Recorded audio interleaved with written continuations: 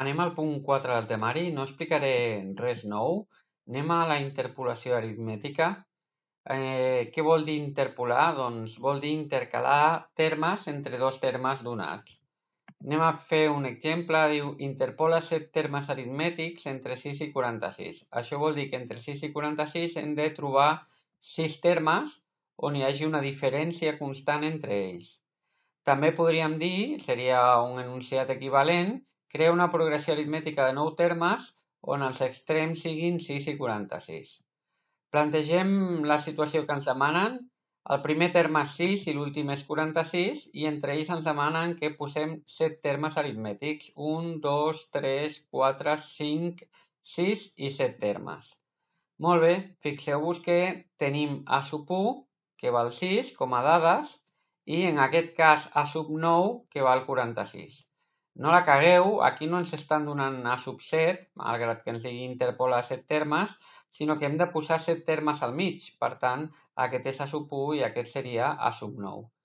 Amb aquestes dades ja sabem resoldre, seria el segon cas que havíem vist al punt anterior, on en aquest cas ens donen A sub 1 i ens donen A sub 9.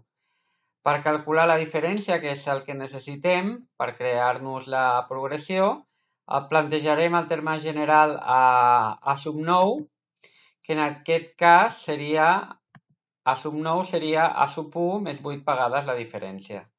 Com que a sub 9 val 46 i a sub 1 val 6, tenim tota la informació, ens quedaria que 46 és igual a 6 més 8 vegades la diferència.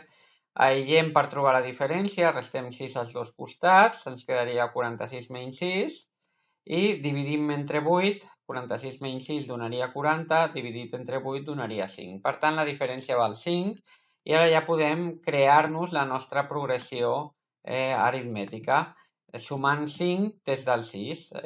Més 5 serien 11, i 5, 16, i 5, 21, i 5, 26, i 5, 31, i 5, 36, i 5, 41, i 5, 46.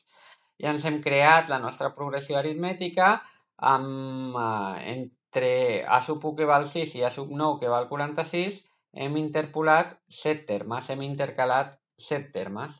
Doncs fins aquí la interpolació aritmètica. En el proper punt parlarem sobre la suma de n termes d'una progressió aritmètica.